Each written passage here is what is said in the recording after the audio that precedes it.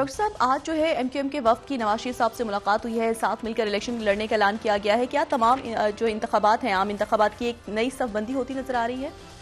अभी बात ही चल रही है और ये हो सकता है कि सीट एडजस्टमेंट हो जाए, हो सकता है अभी बड़ी इनिशियल स्टेजेस पे है सारा मामला। और ज़ाहिर मुलाकातें शुरू हो गई हैं, राब्ते शुरू हो गए हैं, लेकिन किसी ने तो वज़ीर आज़म बनना है, किसी ने अपोजिशन में बैठना है। अब क्या खतोखाल होते हैं उसके पार्लियामेंट के, वो देखना है। और आज से ठीक 90 रोज़ के बाद या 3 महीने के बाद आज के दिन इलेक्शन कैंपेन खत्म हो चुकी होगी और कल इलेक्शन होगा। ठीक है, यानी 8 तारीख को, 8 तो आज 7 गुजर गई, तो सुबह वोटिंग हो रही होगी इंशाल्लाह। तो अभी 3 महीनों में क्या मामलात किस तरफ जाते हैं, इत्तेहाद कैसे बनते हैं, क्या बातचीत होती है, अदालती फैसले क्या आते हैं, अपीलें क्या होती हैं, किस तरह नॉमिनेशन पेपर जमा होते हैं, क्या होता है, ये अभी सब देखना है। और उसमें जो है वो अब स्मॉग फैली हुई है पंजाब के काफ़ी इलाकों में। तो अभी मोहसिन नकवी साहब ने, हालांकि 10 तारीख से वो सियासी सरगर्मियाँ शुरू करनी थी मुस्लिम लीग ने, लेकिन वो तातील आ गई गालिबन उस दिन। तो अब ये भी एक बीच में इशू चलेगा, स्मॉग ख़त्म होगी तो फॉग शुरू हो जाएगी, फॉग ख़त्म होगी तो स्मॉग शुरू हो जाएगी। इसी के दौरान इंतखाबी कैंपेन भी चलनी है। तो ये बहरहाल अब सियासी इत्तेहाद किस तरह से होते हैं अभी कुछ हम कह नहीं सकते कि कौन किसके साथ जाता है। बस इस पे भी स्पेकुलेशंस हैं, बातें हैं सारी। जब कोई हतमी शक्ल सामने आएगी बात करेंगे। और इसमें जो दूसरी बात है अहम, वो ये है कि मईशत और खित्ते के हालात और दुनिया के हालात और पे मुल्क की सियासत, ये सारे मामलात आपस में इंटरलिंक्ड हैं। और खित्ते में इस वक्त जो है वो जो मैंने कल भी बात कही थी और मैं बार बार कह रहा हूँ कि आग भड़क रही है और फैल रही है। और पिछले 24 घंटों का अगर हम देखें कि क्यों मैं ये बात कह रहा हूँ कि आग भड़क रही है और फैल रही है, और ये किसी और अंदाज में ये मामला हल होगा, ये जो फ़लस्तीन का और गज़ा का मामला है। पहली बात तो यह है कि जो इतवार का रोज़ है, अच्छा इतवार से पहले ज़रा सेक्रेटरी ब्लिंकन पे आ जाते हैं ना। सेक्रेटरी ब्लिंकन का और विलियम बर्न्स का जो दौरा, और ऑस्टिन लॉयड तो इंडो पैसिफिक की तरफ चले गए हैं, लेकिन ये बहरहाल मिडिल ईस्ट उनके लिए एक बड़ा क्राइसिस खड़ा कर गया, इसलिए कि मिडिल ईस्ट में उनको ये तवक्को नहीं थी कि उनको इतने बड़े पैमाने पे इजरायली इंटेलिजेंस के होते हुए, और अभी कोई मुल्क नहीं लड़ रहा, अभी हमास लड़ रही है, एक तंजीम लड़ रही है, और अभी हिजबुल्लाह भी पूरी तरह नहीं कूदी। तो हमास नहीं जो है वो अभी तक उनके पास इसराइल के फौजी हैं और सिविलियंस भी हैं और गैर मुल्की भी हैं, दूसरे सारे तो नहीं छोड़े उन्होंने। तो ये रमाल भी हैं सारे, उसमें कई वो कह रहे हैं मर गए बमबारी के नतीजे में। 10,500 से 11,000 तक शहादतें हो गई एक महीने में फ़लस्तीनियों की। और उसमें जो सेक्रेटरी ब्लिंकन है, अब सेक्रेटरी ब्लिंकन का ये आखिरी साल शुरू हो रहा है, उनका भी सेक्रेटरी स्टेट के तौर पे, और उनसे भी बड़ी तवक्कुआत थी, क्योंकि इससे पहले पॉम्पियो जो हैं वो तो अजीब सी एक पॉलिसी लेके चल रहे थे, माइक पॉम्पियो। तो सेक्रेटरी ब्लिंकन जो है वो ज़ाहिर है अमेरिकन, जो जिसको अमेरिकन्स की आप कहते हैं कि एक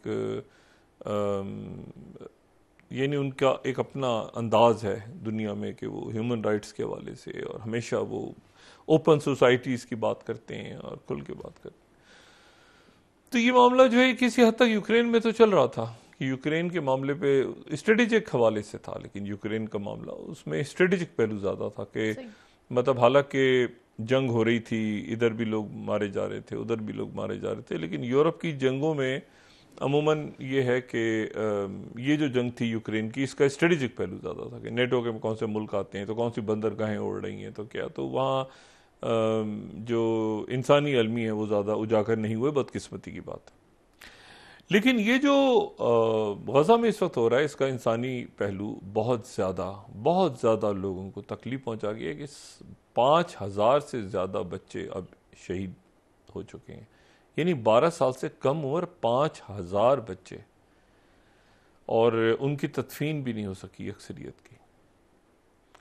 और इसमें मैं आपको एक एक्सपीरियंस भी बता रहा हूँ, और उसके नॉलेज पे भी, जब पत्थर गिरे होते हैं ना, और पत्थरों के नीचे जब बॉडीज दबी हों और उनको निकाला ना जा सके, तो फिर वो कुछ देर के बाद फिर बदबू आनी शुरू हो जाती है उसमें से बॉडीज की। ना पत्थर, जाहिर है कि क्रेनें तो है नहीं जो पत्थर उठाएंगे,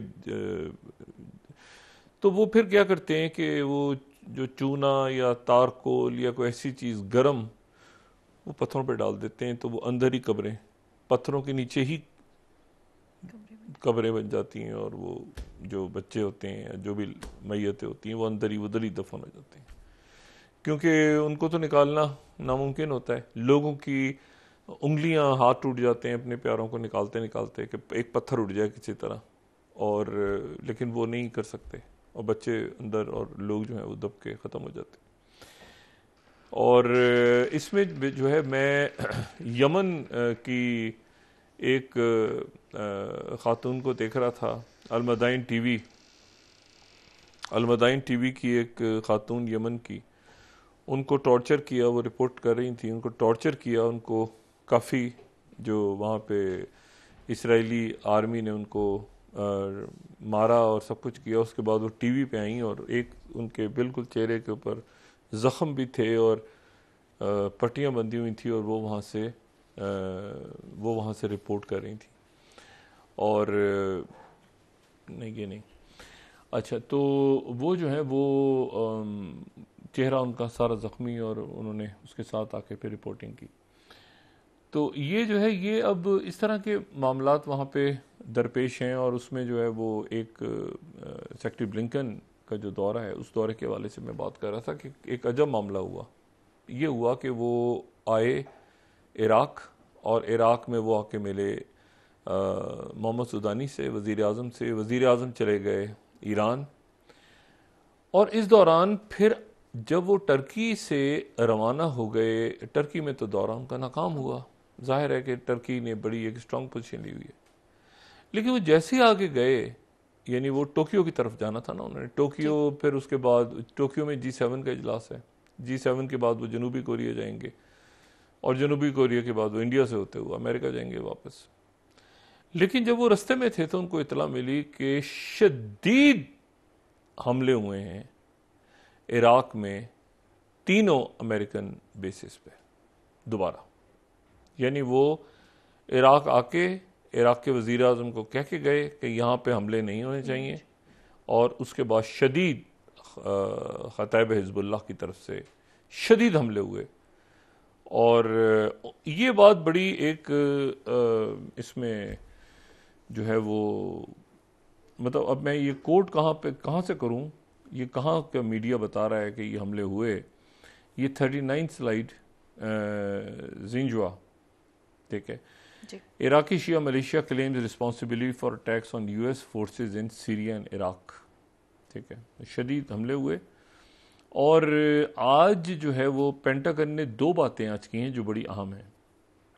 एक तो उन्होंने कहा है कि अभी तक 27 हमले हुए हैं अमेरिकन बेसिस पे इराक और सीरिया में। ये मैं 37 स्लाइड वॉइस ऑफ अमेरिका को कोट कर रहा हूँ। वो कह रहे हैं कि 27 हमले हुए हैं, और NBC जो है, NBC न्यूज़ कह रहा है कि 45 अमेरिकन जख्मी हुए हैं इसमें अभी तक, ईरान लिंक्ड अटैक्स। यानी ये जो तादाद है 45 अमेरिकन के ज़ख्मी होने की इराक में और सीरिया में, ये बड़ी अहम है, क्योंकि इससे पहले हम ये सिर्फ सुन रहे थे कि अटैक्स हो रहे हैं और मुजाहरे हो रहे हैं, लेकिन ये जो है। उसके बाद ये हुआ कि जी 2 मामलात इसमें और ऐसे हैं जो कि मेरा ख्याल है कि इसमें इम्पोर्टेंट हैं, जिनको डिस्कस करना अहम है। पहली बात तो यह है कि जो इतवार है, आने वाली इतवार, OIC का इजलास हो रहा है। सही। अच्छा, अब बज़ाहिर ये लगेगा कि OIC का एक रवायती सा इजलास है। ये मेरा ख्याल है कि हालिया बरसों में सबसे अगर कोई अहम इजलास होने जा रहा है तो वो इस इतवार को ओआईसी का इजलास होने जा रहा है जद्दा में, और 57 ममालिक, और उसमें उसमें एक अहम बात है जी। उस इजलास की, एक बहुत अहम बात है।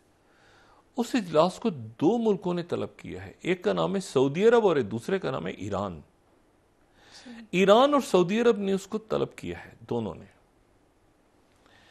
और सदर इब्राहिम रईसी जद्दा आ रहे हैं उसमें शिरकत के लिए, तैयब उर्दगन भी जद्दा आ रहे हैं, पाकिस्तान के जो वजीर आजम, गिरा वजीर आजम है वो भी जा रहे हैं, जनरल सीसी भी आ रहे हैं ओआईसी के इजलास में, इंडोनेशिया, मलाइशिया, शाह अब्दुल्ला जॉर्डन से, महमूद अब्बास, ये सारे जो मुल्क हैं ये आ रहे हैं, बहरीन, ये सारे मुल्क आ रहे हैं वहां पे ओआईसी के इजलास में।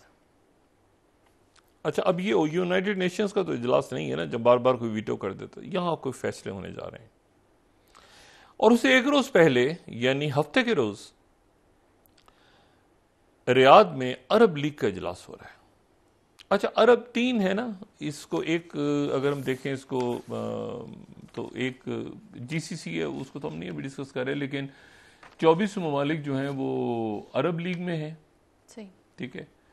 और अरब लीग जो है उसमें आप जहन में रखें कि उसमें फिर मीना के ममालिक, यानी उसमें अफ्रीका के ममालिक भी ईस्ट अफ्रीका के भी ममालिक आ जाते हैं, सूडान भी आ जाता है उसमें, ट्यूनीसिया भी आ जाता है उसमें, वेस्टर्न सहारा भी आ जाता है उसमें, सोमालीलैंड भी आ जाता है, सोमालिया भी आ जाता है। ये मुल्क जो हैं ये सारे, मौरितानिया, ये सारे ममालिक जो हैं ये मिस्र के ममालिक आ जाते हैं, जबूती भी आ जाता है, कॉमरो जिसको कहा जाता है ना, ये मुसलमान मुल्कों की फ़ौज। अरब मुल्क, अब देखें इन मुल्कों की अहमियत कितनी है, जिनको जबूती का, अब लोग उस ज़माने में जब ये फ़ौज बन रही थी तो यहाँ बहुत से लोग थे, जबूती कौन सा मुल्क है, अब उनको पता चल रहा है कि जबूती स्ट्रेटेजिकली कितना इंपॉर्टेंट है। अल्जेरिया, ये सारे मुल्क आ रहे हैं। और फिर ओआईसी के मुल्कों का इजलास अगले दिन होगा, जिसमें तैयब उर्दगन और जो हैं शाह सलमान, शाह अब्दुल्ला, सदर इब्राहिम रईसी, तैयब उर्दगन, ये सारे ममालिक इतवार को।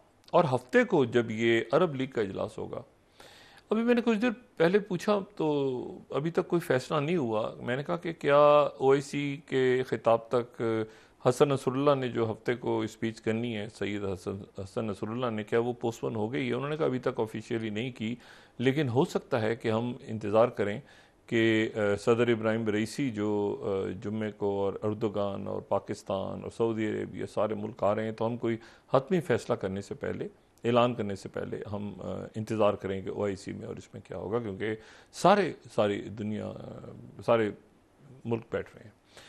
तो एक तो ये कि हमला अटैक हो गया, उधर से सेक्रेटरी ब्लिंकन कह के गए हैं कि हमला नहीं करना, हम तो छोड़ेंगे नहीं तुम्हें। उन्होंने अटैक हो गया, फौरन अटैक हो, तर सारी उस पर।